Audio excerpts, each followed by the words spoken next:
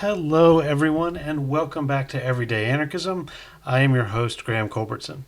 My guest today is Mark Bittman, someone who writes about food. If you don't already have his books, How to Cook Everything or How to Cook Everything Vegetarian, I think you should get them right away, and has been a guest on this show a few times. Today, I wanted to go kind of back to the basics with Mark and talk about how cooking food, especially cooking food that you got from a farmer's market or other sustainable form of agriculture, can be the key to a anarchist lifestyle, which immediately takes us to the question of, can you go from an anarchist lifestyle to a full-scale anarchist society? What are the steps in between? We're not really sure, but you'll hear Mark and I hash it out after the music, which is by David Hill.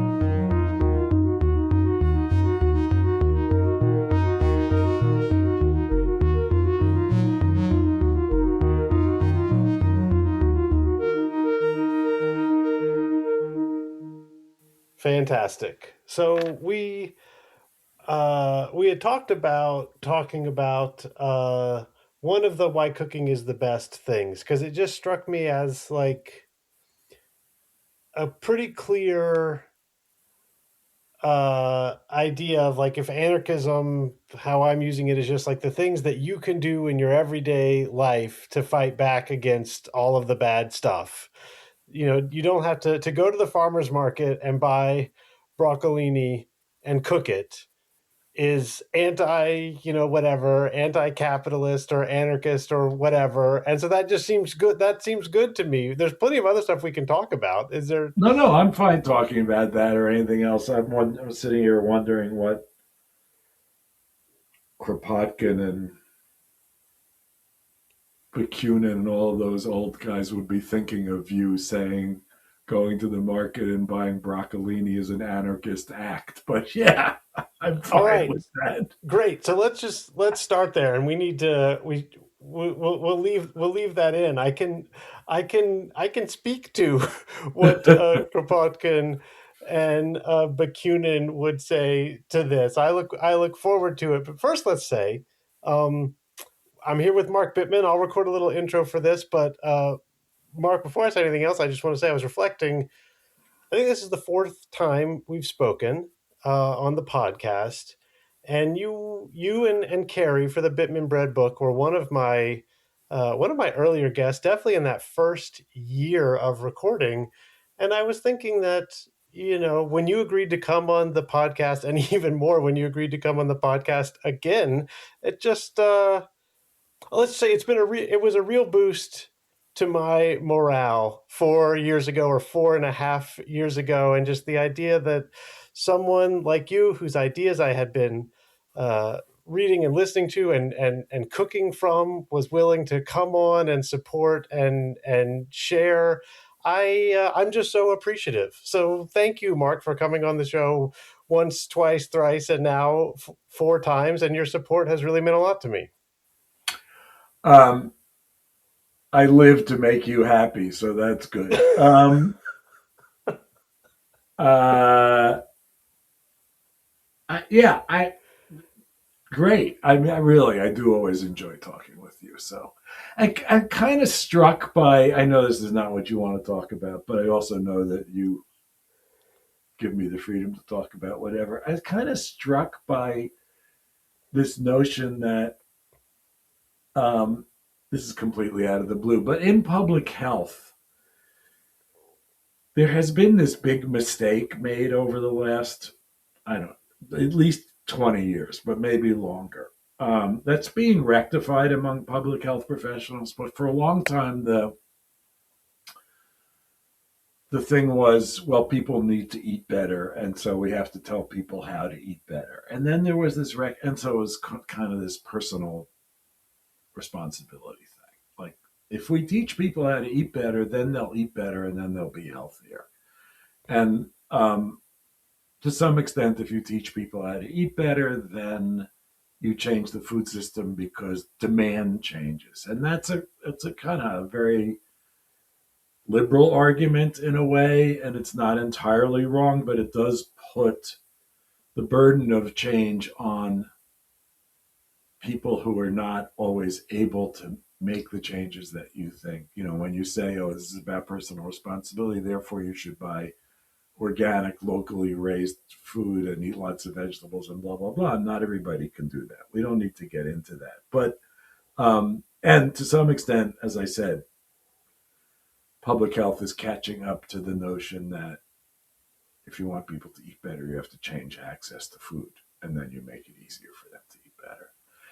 But it's kind of funny that, and this just occurred to me when you were talking about going to the market and buying broccolini. It is kind of funny that when you consider the big picture, the biggest picture, that is, how do you get to a society that really works? It is at the end of the day about personal responsibility. Like a couple 100 million people have to decide to act similarly in order to make giant change. And um, sure, we can try to convince them of that, but ultimately they have to be convinced. And you can't, government is not going to convince. Whereas government can change food access, government is not going to say, let's figure out how to make this society completely, at least not our government, completely different. So I don't know. That just occurred to me. Yeah, That's all well, no, I I'm saying. You can now we can move on to what you want to talk about. Well, no, I mean this is I'm happy. I want to talk about whatever strikes us as interesting and is related to food. I mean, so here's something that I've said a few times on the podcast, and I think is right. And I can get deeper into the anarchist theory as we go along, although we let's not start there. But Right. I sort of see a difference between markets and the market. So the market is the thing that capitalists like, and it's in some crucial way run by a combination of a few world governments, especially the United States governments and Wall Street banks. And they claim that if you make personal choices that are different, the market is responsive to that. So if everyone starts buying organic eggs, there will be more organic eggs. But I think this thing, the market, which any anarchist theorist, Kropotkin, Bakunin, Proudhon, etc., is going to dislike this thing. I think the market is this giant corporate capitalist octopus that you can't really do anything about. And if they decide to raise hens a certain way, that's just how they're going to raise them. By contrast, though, and this is, why I had Richard McCarthy on and why I like farmers markets so much. Farmers markets are a market, like lowercase m, in a way that people would have traditionally understood markets until the rise of capitalism, which is a place where you can go and spend your money. And yes, the money is tied into the capitalist stuff. That's also true. You can't get out of it right now, but you spend your money or barter, I suppose, if you want, on some eggs that have been raised by someone that you know. And I mean, I Mm-hmm. Randy is the guy I buy my eggs from. Right. And when the egg prices skyrocketed because of how terrible the conditions were for these hens who are being raised by, quote, the market for Right. the market, and then all the hens were dying because of the disease, Randy's eggs at my market, a market, didn't go up in in price. Randy's eggs, in some way, I'm sure I can stop saying Randy's name. In some way, I'm sure Randy's inputs are tied into the market, but he doesn't use commercial fertilizers, so the Strait of Hormuz doesn't Right. affect him as much. And that's what I mean when I say it's it's anarchic. I think it's a total lie that if we start buying things differently, the market, capital T, capital M, will start making different foods and things will be transformed. But if we have more and more of these local markets, and there's all of the access problems that you're talking about, then Mm-hmm. actually your one little individual choice can make a really big difference. And you can change that local market. If you support a certain vendor a lot, that they will do well, and that capitalist liberal dream actually exists. And I don't want to call it capitalism with these little markets and small farmers and people buying their broccolini from them. Right. Right. And the big market won't change even if 10 million people change their buying habits because it can't. So my theory on so I think it can, but I think the big market is dedicated to uh, sort of the capitalist bottom line. Well, so I don't know about this in food, but one of the things that you'll find when you read about cars is why all the cars are so big It's funny. I was is, going to talk about cars also. Go ahead.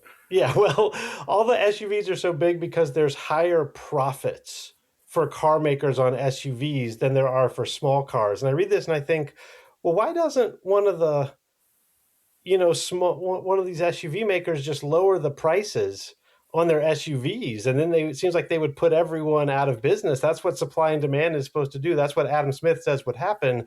But the fact of the matter is, the market is just a bunch is a collusion. It's a cartel. It's not an actual market. And I think that's probably the case with if a lot of consumers want more organic whole grain cereals, I have a feeling the market will find a way not to meet that demand if those things are less profitable. Or we'll make them more profitable. We'll figure Yeah. out how to make them more profitable.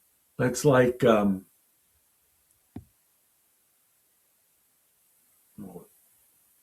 there was some food thing I was thinking about. Yeah, it's like the hysteria around seed oils, which is silly, but just gives food manufacturers a way to put avocado oil in everything and then claim that it's healthy for you. The car thing is interesting because if people were aware of the alternative in cars, which is China is now producing superior and super, super cheap electric cars that could change everything about the way cars work. And they're just not allowed to export them to the United States. I mean, I think they'll change things in Europe. I think we're going to see a lot of them in Europe soon. And I don't know how the European car manufacturer is going to deal with that. Sell more cars in the United States, I suppose. Yeah, this is just a really good example of how the free market is not a free market at all. It's not being driven by consumer preferences. Clearly, a lot of US consumers would like to buy a really cheap Chinese electric car, but they're not you can't. You're not allowed to. um, you wanted to talk about cooking, however. Yeah, So well, look, we let's. can this goes right there with cooking. So and then if actually I don't want to go to cooking just yet, I'm afraid, Okay, because well, you're the host. Engineer it well, I however you just want. this morning, Mark, I skimmed this new the new Ezra Klein podcast. I skimmed the transcript of it, which was about GLP-1s, which is Mm, the Ozempic yep. class of drug. And the reporter that Ezra Klein, I mean, I've been not following these drugs too closely and the science behind them and everything. I have in general been concerned. They seemed bad to me because it seemed what they did mostly was take away people's desire, and that's different from making people healthy. Although people have been getting healthier on them, that's clear. But Right. what she said was that the current theory for how these drugs work, not why, sorry, the why is obvious, how, is that they actually stimulate the brain's response to eating something toxic. So essentially, if you're a hunter gatherer and you eat the wrong berry, the stomach sends a message to the brain that says stop eating, so that you Mm. don't pick more of those berries and eat, because the food that you have just consumed is poison. And this theory goes that what these GLP-1s are doing is turning this food is poison message on at all Interesting. times for everyone who is taking Interesting. Yeah. these drugs. And when I thought about your claim, which I fully agree with, that the food that we receive from the industrial producers is poison, then in fact, the fact that what these drugs do is activate our food is Help poison. you recognize that. Yes. What do you think, Mark? Doesn't this all make so much sense? No, because those drugs make you think that healthy food is poison also. So the drugs don't differentiate. The drugs just make you not want to eat. But in a world in which the vast majority of food is poison, the vast majority of people are going to benefit from taking a GLP-1, which is not proof that those drugs are good, but it's proof that you're right that most food is poison. Well, I don't know about that reasoning, Ah, but I do know that at the beginning of the GLP-1s, I was like, this is bad. I was quite moralistic about it. And then I talked to a number of people, including David Kessler, was once FDA commissioner. He's a great guy. And he was like, look, if there's a way to help people not eat as much junk, that's really great. So, yeah, there's evidence that people are eating better food. There's certainly evidence that people on GLP-1s are eating less food. It's changing the way food manufacturers are thinking about things. It's changing um, the way restaurants are operating because people are eating less in restaurants, and that's restaurants are make money by people eating too much.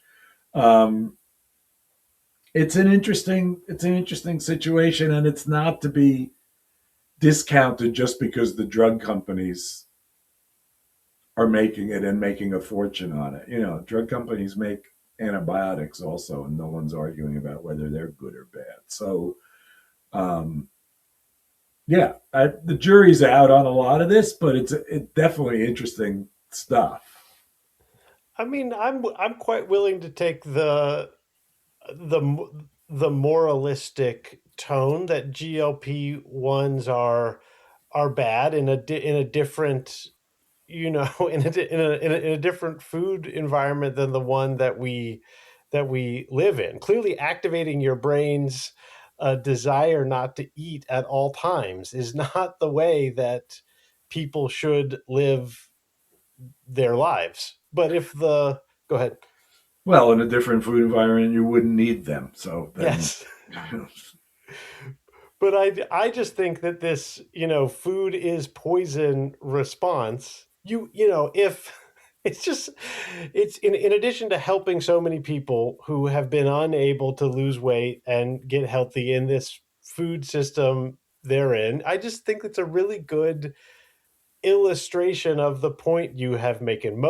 Most societies in history, I would guess. I mean, it's a broad statement, but with exception for a few like wealthy imperialist societies, like in Beijing or Rome at the height of those empires, for the wealthiest people, if you gave everyone GLP-1s, they would presumably all die of malnutrition. And we have created a world in which actually uh, resisting the natural urge to eat is a healthier choice, because people don't have the option. And you could say, if you wanted to, and I think this is totally not true, you could say, oh well, this is just the price of the modern world, and since we have enough calories now, we're going to have to manipulate our brains not to eat too many calories. But I totally think it's because the vast majority of calories that we have access to are these processed foods that are poison, and what we need to do instead of putting everyone on GLP-1s is fix the food system. right. But in the meantime, Well, it is go going to ahead. be an interesting test of the market because it does seem like and I don't think there's real hard evidence on this yet, but it does seem like the food that people are most resisting when they start taking GLP-1s is junk food. The first Yeah. food they're resisting is junk food. Um, but that's anecdotal at this point. It's too soon to be able to say that's really happening because that will change things. Back to the original conversation. They will have to formulate their junk food differently. Their hyper processed food will have to be formulated to be less quote unquote poisonous. Yeah. Yeah, that I think that's true, and that is a fascinating that's a fascinating thing to think about if that actually happens. I mean, just Um, to go, in case people aren't familiar with this argument, I just took dictionary definitions of nutritious and poisonous, and nutritious means basically contributes to health, and poisonous means basically makes you ill or contributes to illth. Um, and by that definition, most of the food in the food system these days is closer to poison than to nutritious. So just summing that up, yeah, and I bringing still around to think that's logical and makes sense too. I think so too. And then that's the to complete the circuit. If what GLP-1s do is prevent you from eating because you have encountered poison, it makes taking a GLP-1 a highly rational, sensible, worthwhile thing in a food system dominated In by that poison. thing, yeah, it's interesting. Yeah, yeah. So let's talk about cooking, and this gets us back to where we often like to be, you and I, talking about anarchism and what it means. So, if the idea behind anarchism, as I understand it, or everyday anarchism, so one of the key ideas is like it's direct action that you can take yourself, you and your community members can do something directly. Many anarchists have understood direct action to mean murdering people who they think are bad because they are corporate leaders or politicians or whatever. But there's also, this other tradition of direct action, which just means going out there and doing what needs to be done. And we can set aside the problem of capitalism and money for a second. I mean, I have an answer for that. But let's just say if you're surrounded by food that is poison, then a kind of non-direct action thing would be to change the government so that it doesn't let the corporations make food that's poison anymore. Still, I would say going to your doctor and get a prescription for a GLP-1, that's a little more direct, but it's not that same like anarchist idea of just, go out and grow your own food and that sort of thing. So gardening is a classic everyday anarchist idea, but also just simply cooking is something you can do. If food is poison, if the animals who are producing the eggs or milk that you are using are being tortured, if there's chemicals in the fertilizers used in all of the agriculture, if all that stuff is, bad and dangerous, we can hope for something like organic agriculture, which is where the government and the corporations get together and decide, et cetera, et cetera. Or you can just cook your food at home, and if you can obtain it from neighbors or small farmers. And that is a direct action, an everyday anarchist way to fight the food system. And so cooking,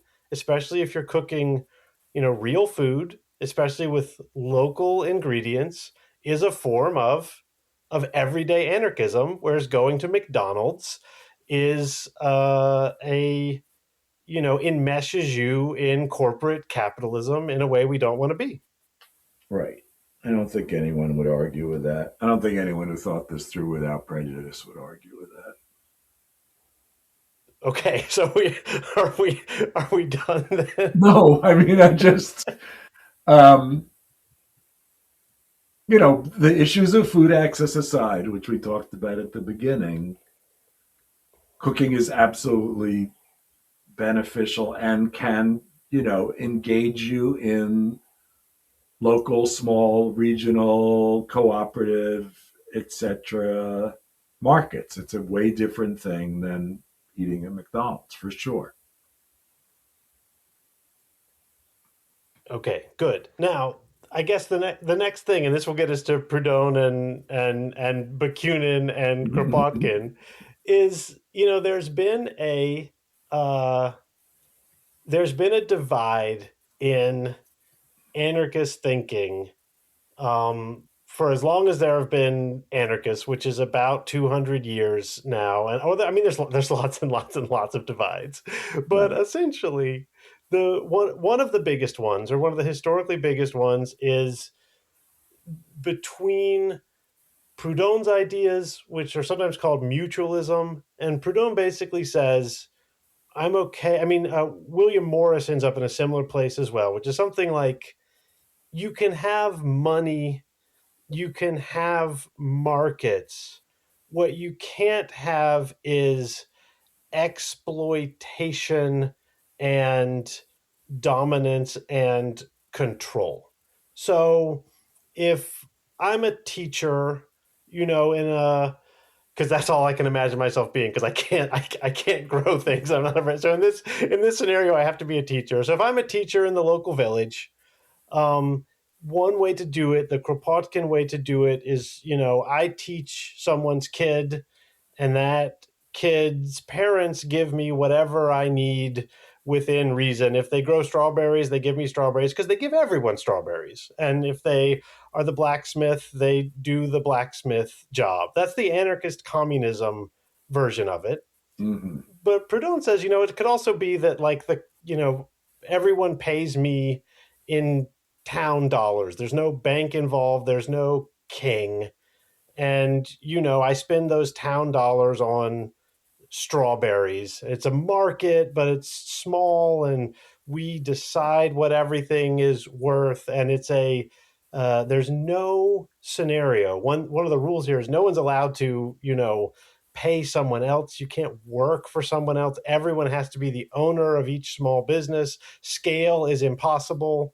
And so you can have money and you can have markets, but you can't have corporations and you can't have domination. And Proudhon says if you go the other way, you're going to end up with some sort of like collective organization that's supposed to be anarchist, but will eventually become, a Marxist form of domination. So, in fact, everybody owning a small business is the thing, everyone being a small business is the thing that prevents Stalinism, well, what we would later call Stalinism, and is also what prevents capitalist exploitation. And of course, the more purist communist version in Bakunin and Kropotkin, they say, well, you've given up the game already. You put businesses in at the beginning, and exactly what we're trying to do uh, is stop the exploitation of the working man by business interests. And Mm-hmm. Mm-hmm. the last thing I'll say, and then I mean, you can say whatever you want, you guys, wherever you want. There's a writer I really like named Voltairine de Cleyre, who says essentially, she wrote in the late 19th century, and she says the thing about the kind of Proudhonian mutualist market-based version is you can get it started right away, and you can do it within the currently existing world, and you don't need a revolution. You really just need people who have small farms and small businesses and getting the banks not involved. Now, when I go to the farmers market, I bring my Visa card. So the banks are very involved. But the Proudhonian smallholding mutualist thing is just so accessible and easy to get to. And I think Proudhon would be like, yeah, farmers markets, absolutely. And Kropotkin would say, no, everyone should just come to the farmers market and bring what they have, and everyone should just take what they need. And we don't need to put this money stuff in there. But these are both considered versions of anarchism, at least by many anarchist thinkers. Right.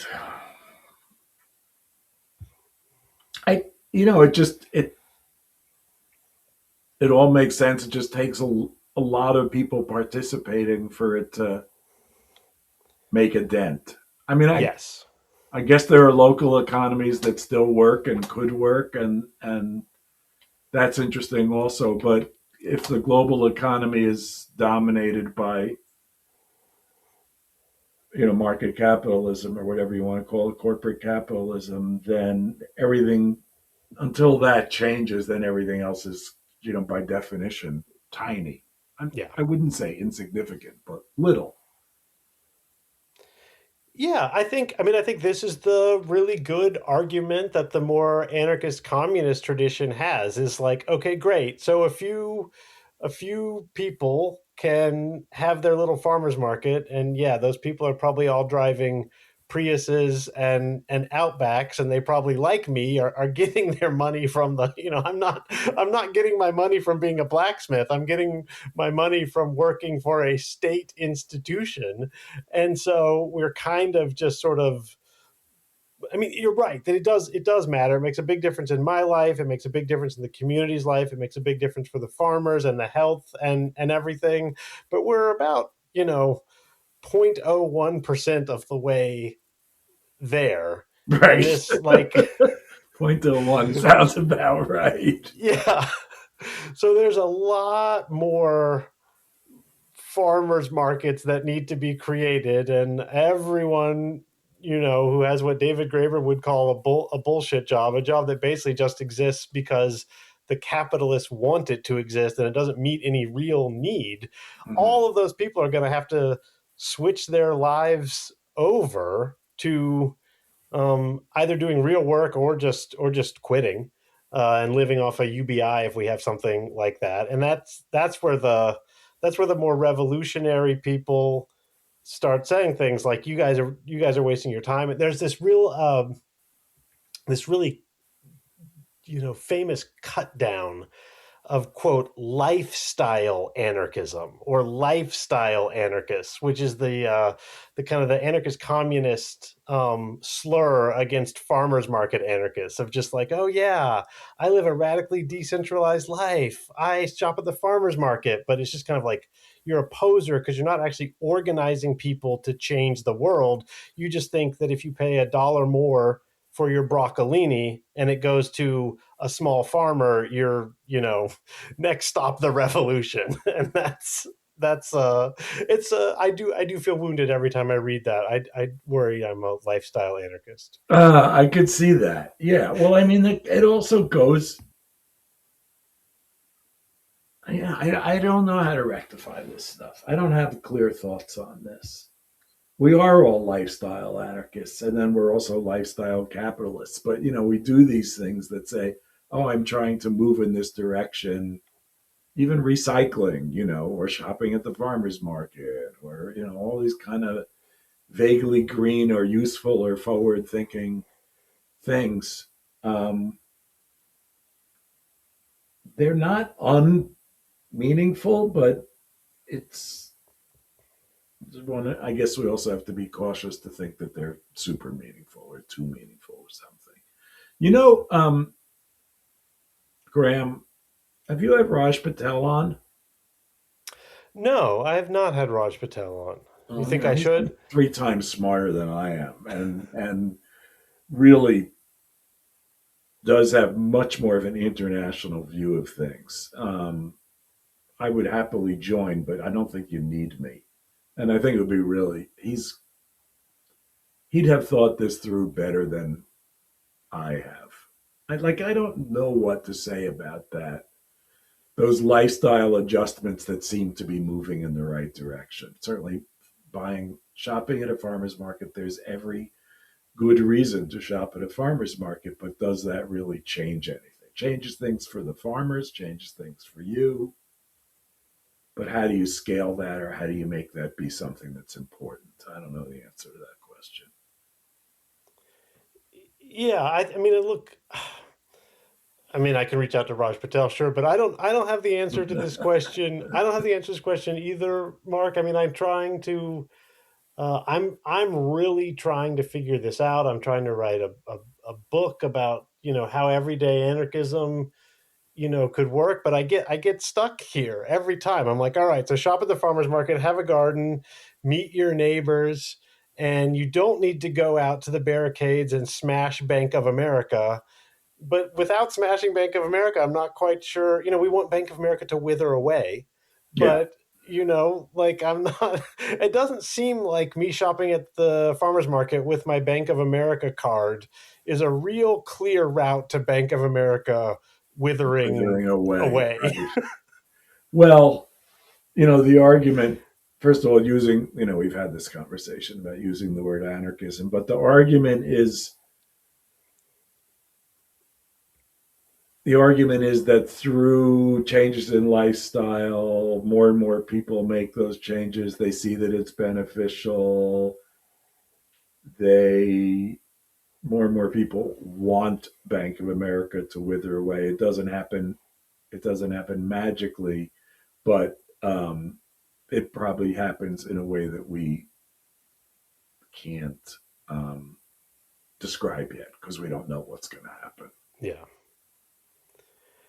Yeah, and I will say the sort of like the radical Democrats and the Democratic Socialists, they have I really like this thinker Jane Addams, and I often describe her as an anarchist, but she's very clear.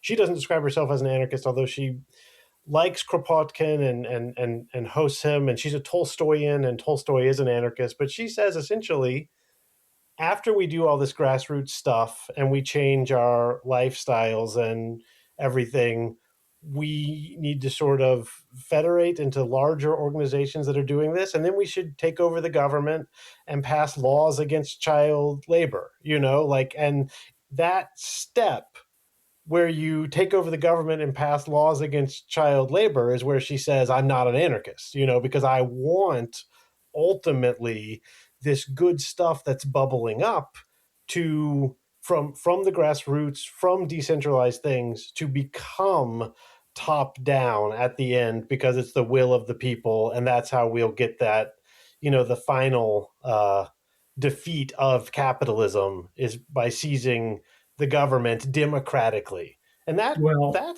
theory works, but go ahead. no, but you what? Well, I was going to say that works in theory. But it goes against my theory that, top down government initiatives usually don't work and backfire and will ultimately be captured by elite interest. Like, it sounds good on paper, but I just don't believe in it. And she pointed to all of the great progressive accomplishments of the late 19th and early 20th century. And as you and I know, since we're 100 years later, all those accomplishments were rolled back in the 20s. So, or Well, most of them, let's say. right. And there more of them. Many of them are being rolled back now. But let's see. Two things. The Is the arc of history toward progress? That's a question you can't. That's an unanswerable question because you're going to either say yes or no, and you can make a case either way. Um, but we like to think yes. And her argument, which I think I tend to agree with at this stage of my life, is that you make changes in government and then those changes make more changes in government. And then the route to a truly cooperative, fully democratic society becomes more clear. We can't see our way there now because we're so buried in quite the opposite that we're struggling to make it so that elections are fair, which is pretty primitive since we just went through a period where they actually were kind of fair or more fair. To have to defend that seems really unfortunate and primitive.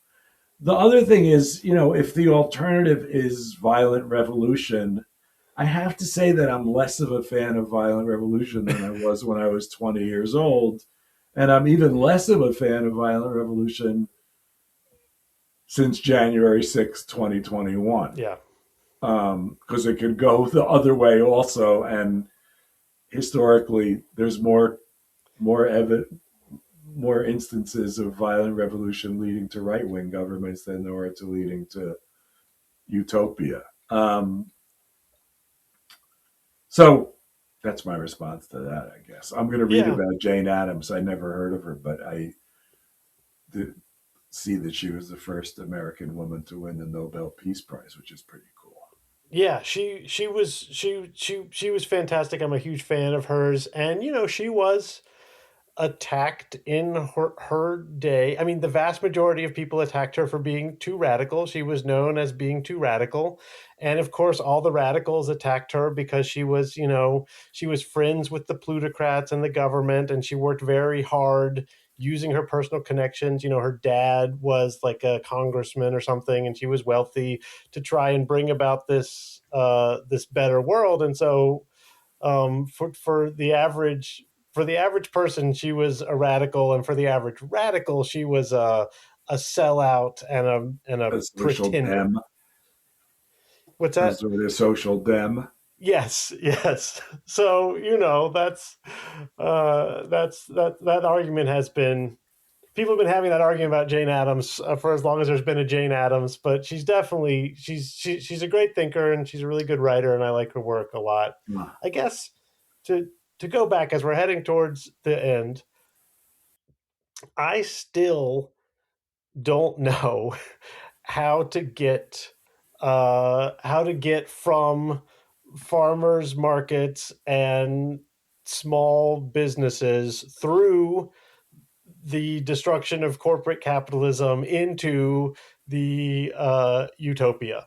But I don't want anything that I have said today to discourage anyone from taking the obvious steps of you know eat eat less meat, go to the farmers market, buy local eggs from chickens have been treated well, stop buying Oreos, plant a fruit tree. Like these, maybe this is lifestyle anarchism, but lifestyle anarchism isn't nothing. It can be really something, especially for you and your family and your neighbors and your friends. And I don't have a plan to turn a bunch of lifestyle anarchists into lifestyle anarchist co-ops that turn into a revolutionary movement. I don't have that plan, but at least start with the everyday changes you can make that align your consumption. I mean, actually, I hate this word, Mark. I hate this word consumption as the economists use it. So, like, if you go to a massage parlor and you get a massage, they say, well, you've consumed a service. That doesn't make sense. Nothing is being consumed. I reject the word consumption to mean every time someone spends money on something. With that said, food is consumption. You are actually exchanging money for something you are going to consume, and how you prepare that food, especially if you prepare it yourself, and who you get it from, and how whole and nutritious that food is vitally important to you, your body, the ecosystem, the wider planet, and your local community. And all that stuff matters, even if Mark Bittman and I couldn't decide how we were going to go from shopping at the farmer's market and cooking broccolini to the utopian commune of communes. It does matter, and I want to advocate for it. Right. Well, I think we kind of do know how to get there. We don't know all the steps, but the beginning steps are talking and organizing about these things and proselytizing for how things might be better. I mean, that's how to set out on that path, and that's the path that leads in the right direction. But we just have no idea what the milestones are, what it looks like when we make some progress. I mean, each step, determines the next step, kind of. Yeah, I think that's right, and I think that's absolutely the right metaphor or image is starting on this path. I mean, I just recorded an episode about utopia, about a book that was written in the 40s that called Journey Through Utopia. And the writer of this book, Marie Berneri, she argues that most utopias are a form of totalitarianism. And my guest, Rhiannon Firth, said that what those are blueprint utopias that are totalitarianism, where the person starts off by deciding, whether this person is named Plato or Karl Marx, what the blueprint for a perfect society is. And then the intermediate steps don't really matter as long as you move towards that blueprint. And then any violence or coercion or anything done towards that blueprint is good because it's moving you towards that that final vision. Yeah. Which And is this I go ahead. this you, I'm sorry, this you what? Oh, I was just going to say this idea that that cooking for yourself real food, hopefully obtained locally, is the first step, is way better than what's the blueprint and how we're going to get there. And this idea that we don't know how to get there, I like it. I mean, that's good. That's all I've got for now. I'm not going to say now let's go out and overthrow the US government and Right, replace it right, with right. That is a teenage fantasy, or a young, an adolescent fantasy, and um, you can't you can't know. It's nice to have a vision, sure, but you're right to say anything we do to achieve that vision is the thing is okay because we're going to get to that vision because the vision is probably wrong and everything that every and I said to somebody yesterday because we just started this bread company and I said to somebody yesterday, many entrepreneurs have said to me the business you wind up with is not the business you thought you were going to build. And she said to me, wasn't that true of everything? Whenever you conceive of something and you start it, it turns out to be something else. And I thought for a minute and I said, yeah, yeah, that's exactly right. Everything you conceive of tends to, your vision of everything tends to be at least off, if not totally wrong. So we want to get to a better place. We can see what the first steps are, whether they're working for voting reform or struggling against racism and sexism or or cooking for yourself. Whatever those first steps are, they're the right first steps. What the second, etc. steps are, you got to get through the first steps to get to the other steps. So, I often say that we know where the beginning of the path is. We don't know what happens on the rest of the path, and in a way, talking about it is, might be fun, but I don't know how useful it is. It's like, what are we doing now to make things better is really the question. Yeah, well, then I guess the useful thing that you and I are trying to do is talking about what that first step is. Yeah. Yeah. And I do think that cooking is valuable, but I think more important, I've come to think that more important is struggling uh, for policy to improve food access, to make to work towards making good food available to everybody. And that might mean that the most important thing we could be working on is election reform. And if someone wanted to argue that, I couldn't, I would have no argument against that. I think that makes sense. Yeah, I mean, this I guess makes me less of a pure anarchist, but I don't. I mean, one of the things that one anarchist position that a lot of people take is like, you can't do anything with elections, and I just think that's wrong. If you think that it's figure out the blueprint, elect the person who's going to deliver the blueprint, and then the government will deliver the blueprint. That's that's wrong. I'm not for that. But of course, there's enormous things that we can do within the current political system that can be the right steps towards a better world. And if you can get a Mom Donnie or a Bernie Sanders elected, then that's great. And if saying that I would like to have better politicians and socialist politicians elected makes me not an anarchist, then I'll be not an anarchist. Right. Well, I look forward to the podcast where you decide you're not calling yourself an anarchist anymore. Not that I mind. I just, we've had that conversation. I question the wisdom of it. But, here's the other thing. And it's why community organizing and working with people and all of that at the end of the day, I think is, and I think Um, I know enough about uh, Berneri to know that I kind of agree about this and that we can generalize from it. It isn't up to you or me or anyone else to define what the future is. It's up to us to say, we think we see a way things can be better, and here's how we start. And then our job is to convince other people and work with them on making that happen. So there's just this little slogan in, I mean, we talked about this.